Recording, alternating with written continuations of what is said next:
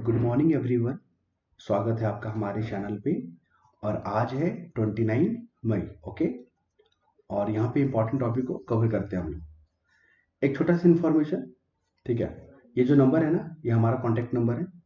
जो लोग भी 71 बीपीएससी मेंस को क्वालिफाई करना चाहते हैं बहुत ही कम समय में, बहुत ही अच्छे नोट से, ठीक है। और लगभग जो यहाँ पे 1300 सीट आने की संभावना हो चुका है। आप लोग चाहते हैं कि एक सीट को कंफर्म कर लें अच्छे रैंक के साथ, तो आप लोग इस प्रोग्राम से जुड़ सकते हैं, ठीक है।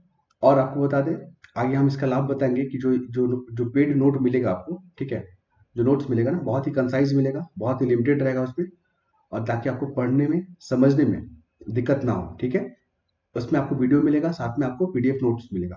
पीडीएफ जो है ना रेडी हो रहा है, टाइपिंग के लिए गया हुआ है, और धीरे धीरे उसको हम लोग जो है, जो लोग भी जोड़ना चाहते हैं तो उनको ये प्रदान किया जाएगा, ठीक है। आगे हम लोग डिटेल में बात करेंगे कि किन वर्गों को फायदा होगा। जैसे मान लीजिए आप जुड़ते हैं तो क्या आपको फायदा होगा कि नहीं होगा, हम आप आगे बात करेंगे इस पर। सबसे पहले आते हैं हम न्यूज़पेपर पे, ठीक है। चलिए, ये हमारे व्यूअर का जो जिन्होंने हमें फीडबैक दिया है, ठीक है। आप लोग यहाँ पर देख सकते हैं जिनको पसंद आता है। और कई व्यूअर जो है यहाँ पे पूछ रहे थे कि कॉन्टेक्ट नंबर के लिए, तो उन्हीं के लिए ये नंबर दिया गया है। आप लोग इस पर ज्वाइन हो सकते हैं। एक बार मैं नंबर यहाँ पर लिख देता हूँ, 9430335704 ठीक है। 325272 ठीक है। तो इस नंबर पे आप लोग क्या कर सकेंगे, कॉल कर सकते हैं, ठीक है। चलिए, सबसे पहला क्वेश्चन है मणिपुर को लेकर। देखिए, मणिपुर में ना अभी क्या लगा हुआ है, राष्ट्रपति शासन लगा हुआ है। और ये क्वेश्चन बीपीएससी मेंस में पूछ लिया, ठीक है। राष्ट्रपति क्या लगा हुआ है, शासन लगा हुआ है। आपको बता दें आर्टिकल 356 याद रखिएगा। आप लोग कमेंट में बताइएगा यहाँ पे कि मणिपुर जो है ना किन किन राज्यों के साथ सीमा साझा करता है, ठीक है। और ये क्वेश्चन जो है प्रीलिम्स में पूछा गया है कई बार, इसलिए आप लोग कमेंट में बताइएगा कि मणिपुर जो है किन किन राज्यों के साथ सीमा साझा करता है। वहां के राज्यपाल को ध्यान में रखिएगा, अजय कुमार भल्ला है।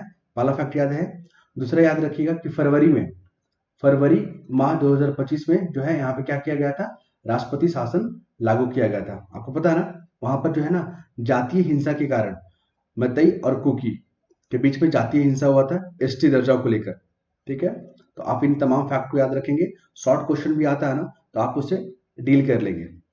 और आपको बता दें, ये सब जो टॉपिक है ना, इसको पढ़ने से क्या फायदा होगा, जो जितने भी शॉर्ट क्वेश्चन आते हैं एग्जाम में 8 नंबर के या 7 नंबर को ना, तो उसको आप अच्छे से लिख पाओगे।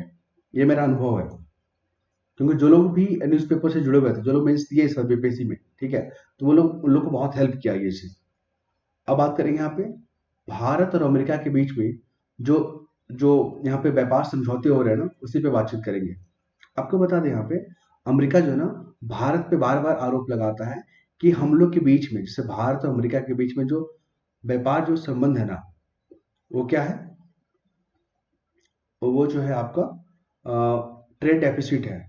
ट्रेड डेफिसिट करने का मतलब क्या हो गया, कि जो जैसे अमेरिका कहता है कि भारत के साथ ट्रेड डेफिसिट है, मतलब भारत को ज्यादा फायदा होता है, भारत ज्यादा एक्सपोर्ट करता है अमेरिका को, और अमेरिका को कुछ लाभ नहीं होता है।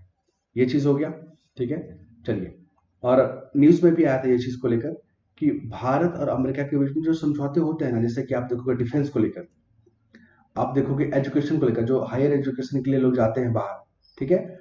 और आपको बता दें यहाँ पे जो रॉयल्टी होता है, ठीक है। जैसे कि एक और यहाँ पे एग्जांपल था, एक दो हो गया, जो डिजिटल प्लेटफॉर्म है, जो अमेजोन हो गया, फेसबुक हो गया, ये सब जो भारत में जो कंपनी जो काम कर रही है, जो प्रॉफिट कमाती है, उसके बारे में तो चर्चा ही नहीं होता है।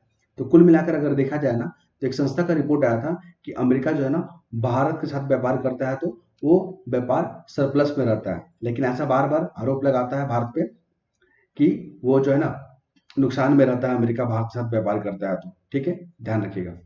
यहाँ पर आपको बताना है कि भारत और अमेरिका के बीच में जो तनाव हुआ व्यापार को लेकर, ठीक है, तो उसमें सुधार करने के लिए क्या क्या पहल की जा रही है। तो आपको यहाँ पर बता दें, एक मिशन लॉन्च किया गया है, मिशन 500। ये क्वेश्चन याद रखिएगा, टॉपिक याद रखिएगा, मिशन 500। आपसे पूछा जाएगा कि मिशन 500 किस चीज से जुड़ा हुआ है, तो भारत और अमेरिका के बीच में 2030 तक 500 अरब डॉलर का व्यापार को बढ़ाना है। आपको बता दें, अभी जो डेटा है ना, ऑफिशियली डेटा की अगर बात करें, तो लगभग 132 अरब डॉलर का हम लोग व्यापार करते हैं। भारत और अमेरिका के बीच में 132 अरब डॉलर का क्या होता है, व्यापार होता है। ठीक है। और हम लोग जो एक्सपोर्ट करते हैं ना, पूरा टोटल की अगर बात करें पूरे वर्ल्ड ओवर में, तो 18% का जो भागीदारी है वो अमेरिका है। मतलब हम लोग 18% जो है ना एक्सपोर्ट किसको करते हैं, अमेरिका को करते हैं। और जो हम लोग इम्पोर्ट करते हैं विभिन्न राज्यों से, हम लोग क्या करते हैं, इम्पोर्ट करते हैं ना।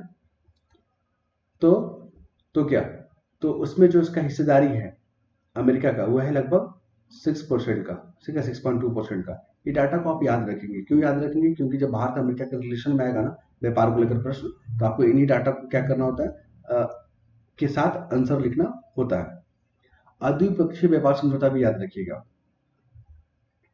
उसके बाद बात करते हैं यहाँ पे, देखिए हमारी भारत गवर्नमेंट सरकार है, हमारी जो सरकार है, उनका महत्वपूर्ण लक्ष्य क्या है कि किसान का जो इनकम है, जो फार्मर जो इनकम है ना, उसको दोगुना किया जाए। ठीक है। तो उसी की दिशा में सरकार ने क्या क्या प्रयास किया है, आपको कमेंट में बताना है। सरकार ने जो है ना, किसानों के इनकम को डबल करने के लिए क्या क्या पहल किया है या क्या क्या प्रयास किया है, तो आपको बताना है। ठीक है। ये आपके लिए क्वेश्चन है। हम यहाँ पर बता देते हैं इस आर्टिकल में क्या किया है। तो यहाँ पे एमएसपी जो है अनाउंस किया गया है। एमएसपी जो है ना, याद रखेंगे, मिनिमम सपोर्ट प्राइस बोलते हैं इसको। किसान जो है ना डिमांड किए हैं कि इसको गारंटी दे दीजिए ना आप लोग। सरकार से बोला जा रहा है कि आप लोग गारंटी कर दीजिए, लेकिन सरकार इसको गारंटी नहीं दी है। लेकिन सरकार जो है ना, एमएसपी में जैसे धान हो गया और दलहन और तिलहन हो गया, ठीक है, उसकी एमएसपी में बढ़ोतरी किया गया है। जैसे धान में 3% का इजाफा किया गया है और दलहन तिलहन में 9% का इजाफा किया गया है। आप लोग समझ पा रहे हैं ना, इंपॉर्टेंट फैक्ट है। एमएसपी जो है ना कैसे डिसाइड होता है, तो एक संस्था है, कृषि लागत और मूल्य आयोग, ये कई बार एग्जाम में पूछा गया है। ये जो संस्था है ना, ये सिफारिश करती है कि हाँ धान जो है ना 100 रुपया केजी जो है किसानों से खरीदा जाए, ये सिफारिश की। लेकिन अंतिम मोहर कौन लगाता है, तो प्रधानमंत्री की अध्यक्षता में आर्थिक मामलों का जो केंद्रीय मंत्रिमंडल समिति होता है ना, ये वाला, ये खूब यूपीपीसीएस, बीपीएससी, यूपीएससी में बहुत बार एग्जाम में क्वेश्चन रिपीट किया गया है। आपको बता दें, सरकार किसानों की इनकम को डबल करने के लिए सरकार जो है ना एमएसपी लॉन्च किया है। सरकार जो है किसान क्रेडिट कार्ड योजना लॉन्च किया है। ठीक है, बहुत सारे यहाँ पे स्कीम चलाए रखा गया है, हम लोग देखेंगे आगे। उसके बाद यहाँ पर देख लीजिए, अभी जो है ना जो टेम्परेचर है हमारा काफी बढ़ रहा है ना। तो यहाँ पे बढ़ रहा है, तो उसका क्या परिणाम होगा और उसका क्या प्रभाव होगा, ये दो फैक्टर पे काम करेंगे। हम दो फैक्टर को देखेंगे। जब पूरा आर्टिकल पढ़िएगा ना, तो यहाँ पे समझ में आएगा कि जो क्लाइमेट जो चेंज हो रहा है, जो टेम्परेचर बढ़ रहा है अर्थ का, उसका क्या इफेक्ट है, क्या परिणाम है। तो आपको बता दें, इफेक्ट में अगर बात करें तो हमारे अर्थव्यवस्था पे इसका प्रभाव पड़ रहा है, हमारे दैनिक जीवन में इसका प्रभाव पड़ रहा है, हमारी जो पारिस्थितिकी जो तंत्र है, उस पर प्रभाव पड़ रहा है, उस पर जो है ना, और जो हमारे ग्रह है, जो हमारा पृथ्वी जो ग्रह है, उस पर नकारात्मक प्रभाव पड़ रहा है। तो आपसे पूछेगा कि किन किन सेक्टरों में प्रभाव पड़ रहा है, तो 4 सेक्टर के नाम लिख देंगे आप यहाँ पे। लेकिन आपसे पूछा जाएगा कि परिणाम क्या क्या हुआ है, तो आपको बता दें, जब 1 डिग्री सेल्सियस का परिणाम होता है ना, मतलब 1 डिग्री सेल्सियस टेम्परेचर बढ़ता है, तो पता क्या होता है उससे, जो हवाएं हैं वो गर्म हो जाती है। ठीक है, अत्यधिक वर्षा होगा, अत्यधिक सूखा होगा, जो हिमनद है, ठीक है, वो पिघलने लगेगा, समुद्र का स्तर जो है ना बढ़ जाएगा, बाढ़ जैसी संभावना देखने को मिलेगा। तो ये इसका परिणाम हो गया। सरकार ने इसे निपटने के लिए, तो आपको पता ना 2015 में पेरिस क्लाइमेट, फिर यहाँ पे राष्ट्रीय स्तर पे एनडीसी जो लॉन्च किया गया हमारी सरकार की तरफ से। तो ये सब डाटा को याद रखिएगा, क्योंकि ये जो है ना क्लाइमेट चेंज में, एसए पेपर में, जीएस पेपर में किसी ना किसी तरीके से पूछ लेगा आपको। तो आपको फैक्ट पता होना चाहिए, आपको कॉन्सेप्ट पता होना चाहिए, इसलिए यहाँ पे न्यूज़पेपर पढ़ाया जाता है। ठीक है, बहुत हेल्प करेगा आपको। ये है मेंस के लिए काफी हेल्प। लॉन्ग लॉन्ग वाले जो क्वेश्चन होता है ना, 38 मार्क्स का हो गया या एसी पेपर हो गया 100 मार्क्स का, उसमें ये काफी हेल्प करेगा आपको। यहाँ पर पूरा आर्टिकल में बात किया गया है कि हम लोग क्या करते हैं, हमारा कॉन्सेप्ट क्या है, हमारा कल्चर क्या है, कि पूरे विश्व को एक परिवार मानते हैं, वसुधैव कुटुंबकम। ठीक है, लेकिन हमारा ही परिवार अभी चुनौतियों से गुजर रहा है। अभी आप देख रहे हो ना, सिंगल फैमिली का कल्चर चल रहा है भारत में। लोग जो है ना, चिड़िया जो स्वभाव नहीं था, जैसे बर्ड का स्वभाव क्या होता है, चिड़िया का स्वभाव क्या होता है, जो बच्चे होती है, जो चिड़िया का जो बच्चा होता है, वो जब तक बड़ा नहीं होता है तो मम्मी पापा के साथ रहता है, मतलब अपने माता पिता के साथ रहेगा। लेकिन जैसे ही चिड़िया बड़ा हो जाता है ना, तो अपने परिवार को त्याग कर अपना नया परिवार बसा लेता है। तो ये स्वभाव वाला जो है ना कल्चर भारत में एंटर कर गया है। तो इससे जो संयुक्त परिवार है, कंबाइंड जो फैमिली है ना, वो उसको नुकसान पहुंच रहा है। देखिए, ये जो परिवार होता है, परिवार का यूनिट क्या कहलाता है? व्यक्ति। और समाज का यूनिट क्या कहलाता है? समाज का, वो कहलाता है परिवार। अगर व्यक्ति मजबूत होगा तो परिवार मजबूत होगा, परिवार मजबूत होगा तो समाज मजबूत होगा। लेकिन हमारा जो अभी समाज है वो टूट रहा है। हमारा जो कंबाइंड, जो संयुक्त परिवार का कॉन्सेप्ट था वो टूट रहा है। इसके पीछे वजह पता है क्या है? Western culture. हम लोग क्या कर रहे हैं? वेस्टर्न कल्चर को अंधाधुन वहां पे क्या कर रहे हैं? इस्तेमाल कर रहे हैं। ठीक है, अंधाधुन क्या कर रहे हैं? इस्तेमाल कर रहे हैं हम लोग। तो जैसे वेस्टर्न कल्चर में क्या होता है? छोटा छोटा परिवार होता है वहां पे आप दादा दादी का कॉन्सेप्ट ही नजर नहीं आएगा आपको, नाना नानी का कॉन्सेप्ट ही नजर नहीं आएगा, चाचा चाची का कॉन्सेप्ट ही नजर नहीं आता है। वहां पे बस माता पिता और उसके बच्चे लोग रहेंगे। ठीक है, न्यूक्लियर फैमिली। यही कल्चर भारत में एंटर कर गया है। इससे हमारा समाज क्या हो रहा है? कमजोर हो रहा है। और आप देखोगे ना, परिवार में जो बूढ़े लोग होते हैं, जो बड़े बुजुर्ग लोग होते हैं, उनकी उपेक्षा की गई है। मतलब उनको वो सम्मान नहीं मिलता जो पहले मिलता था। अब हमारे वैदिक कल्चर को आप देख लो, या सनातनी परंपरा को देख लो, जो हजारों वर्ष से जो चला आ रहा है, वो उस पे जो है ना एक चुनौती देखने को मिल रहा है।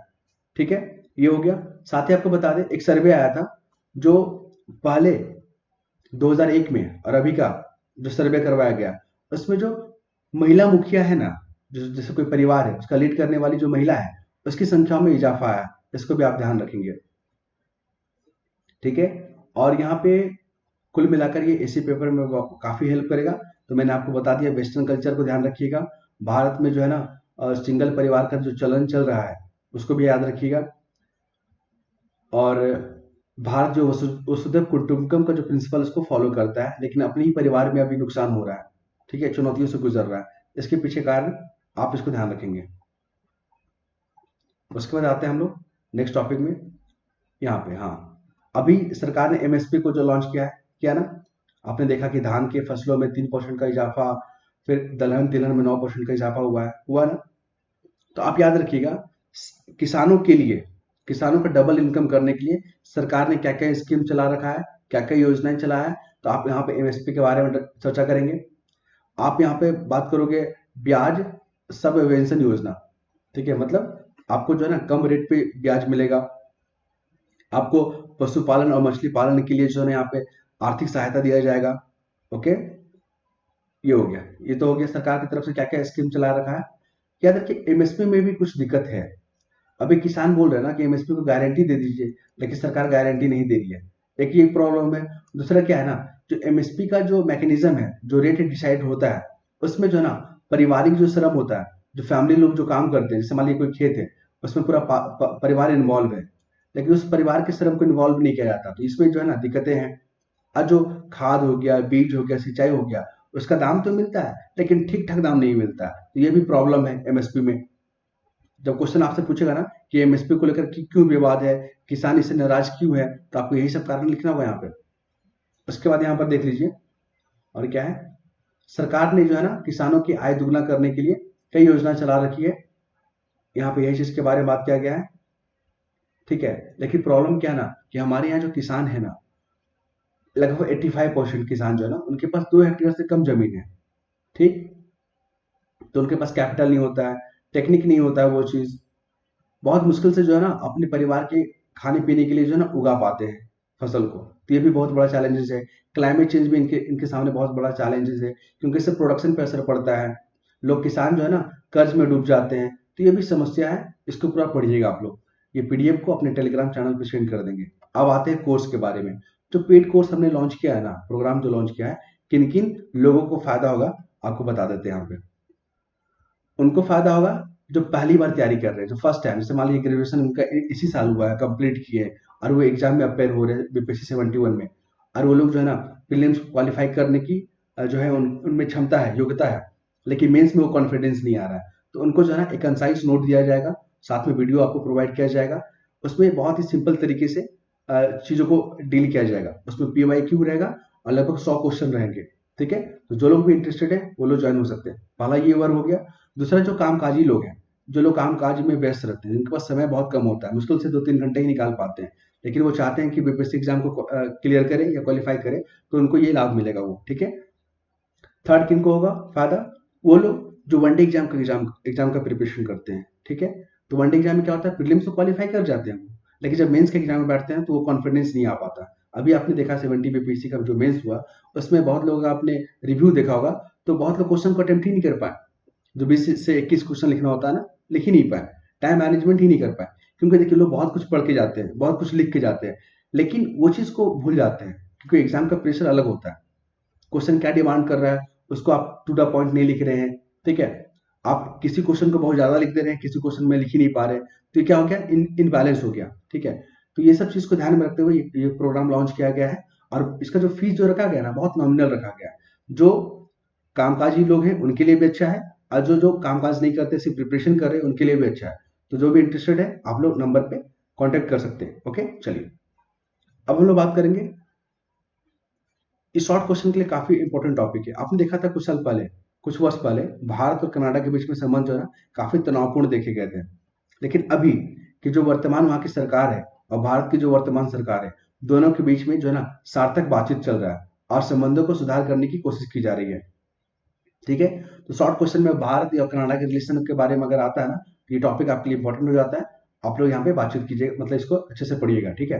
यहाँ पे लिखा गया है कि अभी सार्थक बातचीत हो गया है, अभी कनाडा की तरफ से कोई भी ऐसा कदम, भारत विरोधी कदम नहीं उठाया गया है। लेकिन जो पिछला गवर्नमेंट थी ना कनाडा में, वो भारत विरोधी गतिविधियों को अंजाम दे रही थी। भारत सरकार ने इसका घोर आपत्ति जताया था, ठीक है। चेतावनी भी दिया था कि इससे जो है ना भारत और कनाडा के बीच में जो संबंध है, काफी जो है नुकसान हो सकता है। नेक्स्ट मूव करें यहाँ पे। तो यहाँ पे बात किया गया क्लाइमेट चेंज को लेकर। आपको पता ना, हर एग्जाम में क्लाइमेट चेंज के बारे में क्वेश्चन पूछ लेता है आपसे। क्लाइमेट चेंज के पीछे क्या वजह है? जो हम लोग विकास का मॉडल जो अपना रहे हैं ना, वही सबसे बड़ा कारण है क्लाइमेट चेंज के पीछे। जो अंधाधुंध विकास कर रहे हैं, जो हम लोग प्राकृतिक को बार बार तहस नहस कर दे रहे हैं अपने विकास के लिए, और इसको कह रहे हैं कि बहुत अच्छा विकास कर रहे हैं हम लोग, तो ऐसे विकास से जो है ना हमारी प्रकृति को बहुत नुकसान हो रहा है। क्योंकि हम लोग प्रकृति से जितना कुछ ले रहे हैं ना, उतना वापस ही नहीं कर रहे प्रकृति को। तो प्रकृति तो बुरा मानेगी ना, असंतुलन होगा ना, तो उसका परिणाम क्या होगा पता है? नियमित जो है ना मौसम जो पैटर्न है उसमें चेंजेस हो जाएगा, जो मौसम का जो चक्र है उसमें चेंजेस हो जाएगा। फिर है जो मनुष्य है, जो उसको आपदा का सामना करना पड़ेगा, जीव जंतुओं पे खतरा मंडरा रहा है, अरबों का निवेश जो है वो नष्ट हो जा रहा है। तो ये सब इम्पैक्ट है, ध्यान रखिएगा, शॉर्ट क्वेश्चन के लिए बहुत इंपॉर्टेंट है, इसको पढ़ लीजिएगा। अब आते हैं, ये जो है ना दिल्ली हाईकोर्ट के जज जज थे ये, अभी इनको इलाहाबाद हाईकोर्ट में ट्रांसफर कर दिया गया था। इनको हटाने की बात चल रही है, क्योंकि पता ना जब इनके घर में आग लगा था, तो जो दमकल कर्मचारी पहुंचे थे, तो इनके घर में बहुत सारे कैश मिला था। उसी को लेकर यहाँ पे भ्रष्टाचार का आरोप लग रहा है इन पे, ठीक है। और सुप्रीम कोर्ट के जज ने भी कहा, जो चीफ जस्टिस है, कि आपको इस्तीफा दे देना चाहिए, लेकिन ये बोल रहे इस्तीफा नहीं देंगे। तो अब इनको हटाने का क्या प्रक्रिया? महाभियोग। याद रखिएगा, हमारे संविधान में आर्टिकल 61 जब आप पढ़ेंगे ना, उसमें महाभियोग शब्द का चर्चा किया गया है, महाभियोग। अरे ये जो महाभियोग है ना, इसको इम्पीचमेंट बोलते हैं, इंग्लिश में क्या बोलते हैं? इम्पीचमेंट। ये शब्द सिर्फ और सिर्फ राष्ट्रपति जी के लिए है, ठीक है। लेकिन इनको हटाने के लिए, जैसे सुप्रीम कोर्ट के जज हो गए, हाई कोर्ट के जज हो गए, इनको हटाना है ना, तो ये वाला प्रोसेस को अपनाया जाता है। ध्यान रखिएगा, लोकसभा में 100 लोगों का समर्थन चाहिए, राज्यसभा में 50 लोगों का समर्थन चाहिए। अगर ये दो कंप्लीट हो जाता है, तो संसद से 2/3 मेजोरिटी से पास होना चाहिए, तब जाके इनको हटाएंगे हम लोग, ठीक है। ये प्रोसेस याद रखिएगा, बीपीएससी एग्जाम में अभी आने की पूरी संभावना है ये वाला, क्योंकि कॉलेजियम सिस्टम से बीपीएससी मेंस में क्वेश्चन पूछा था। अब आते हैं कान्हा नेशनल पार्क में। देखिए कान्हा नेशनल जो पार्क है ना, वहां पे एक बाघिन का मृत्यु हो गया है, और कुछ दिन पहले भी जो है ना वहां पर बाघ और बाघिन का मृत्यु हो रहा है। कुल मिलाकर 5-6 बाघ मार गए हैं। तो ये बहुत बड़ा जो है ना कंसर्न हो गया है कि आखिर वहां पे जीव जंतु मर क्यों रहे हैं। तो यहाँ पे याद रखिएगा, इसके पीछे जो कारण दिया गया है ना, कारण इस आर्टिकल में कारण लिखा गया है। यहाँ पे जो बदलते पर्यावरण हालात हैं, पहला कारण मानवीय हस्तक्षेप, दूसरा कारण प्राकृतिक आपदा है, तीसरा कारण जो है ना वो बाघों के अस्तित्व के लिए खतरा बन जा रहा है। तो आपको कारण में 2-3 पॉइंट अगर लिख देते हैं ना मेंस में, तो आपका आंसर काफी अच्छा बेहतर माना जाएगा, शॉर्ट क्वेश्चन में बहुत अच्छा माना जाएगा, ठीक है। आपसे क्वेश्चन कैसे पूछेगा कि अभी हाल ही में जो बाघों की जो मृत्यु हो रही है, वो राष्ट्रीय स्तर पे और वैश्विक समुदाय के लिए बहुत बड़ा कंसर्न बना हुआ है। इसके पीछे क्या कारण है, और इसमें सुधार करने के लिए क्या कदम उठाना चाहिए? अगर इस तरह से प्रश्न आता है, तो कारण में आप यही सब लिखोगे, और सुझाव में क्या है, तो वहां पे रेगुलर निगरानी करना होगा। जो जो वहाँ के पर्यावरण जो हालात हैं, उसमें बदलाव करना होगा। जो मानवीय हस्तक्षेप है उसको कम करना होगा। जो रूल एंड रेगुलेशन और नियम है उसको कड़े से पालन करना होगा। तो ये सब चीज आपको लिखना होता है, ठीक है। आपको बता दें, एमपी मध्य प्रदेश में कौन कौन सा टाइगर रिजर्व है? तो कान्हा है, बांधवगढ़ भी मिलेगा वहीं पर आपको, पेंच भी मिलेगा, सतपुड़ा मिलेगा, पन्ना मिलेगा। ये ये पांचों जो नाम याद रखिएगा, मैचिंग के लिए पूछ सकता है। बोल देगा कि इसमें से कौन सा अभयारण्य जो है ना मध्य प्रदेश में नहीं है, तो आपको पता होगा तभी तो आप जवाब दे पाओगे ना। ठीक है, चलिए नेक्स्ट मूव करें। यहाँ पे कॉलेजियम सिस्टम, बीपीएससी मेंस में यहाँ से क्वेश्चन पूछ लिया, यूपीएससी ने भी पूछा हुआ है यहाँ से। क्वेश्चन ये पूछा था कि कॉलेजियम सिस्टम क्या है और अभी विवादों में क्यों है, इसका काम क्या है, इंपॉर्टेंस क्या है। ठीक है, और जो हमारा कोर्स है ना बीपीएससी 71 वाला, 71 मेंस को लेकर, उसमें सारे प्रीवियस ईयर क्वेश्चन बीपीएससी के लगभग, ठीक है, सारे क्वेश्चन को अच्छे से डील किया जाएगा, टू द पॉइंट वहां बात करेंगे, अननेसेसरी बात नहीं होता वहां पे। और वीडियो भी अपलोड कर दिया गया, आप जाकर देख सकते हैं हमारे यूट्यूब चैनल पे, वहाँ पे लिखा हुआ है, अपलोड कर दिया गया है। अगर आप लोग इंटरेस्टेड है ना, अच्छा लगेगा तो आप लोग ज्वाइन हो सकते हैं। तो वहाँ पे कॉलेजियम सिस्टम के बारे में बात किया गया है। याद रखिएगा कॉलेजियम सिस्टम में ना 4 सदस्य होता है और एक अध्यक्ष होते हैं, कुल मिलाकर 5 मेंबर हो गए। अध्यक्ष पता है ना कौन होते हैं? Chief justice of India.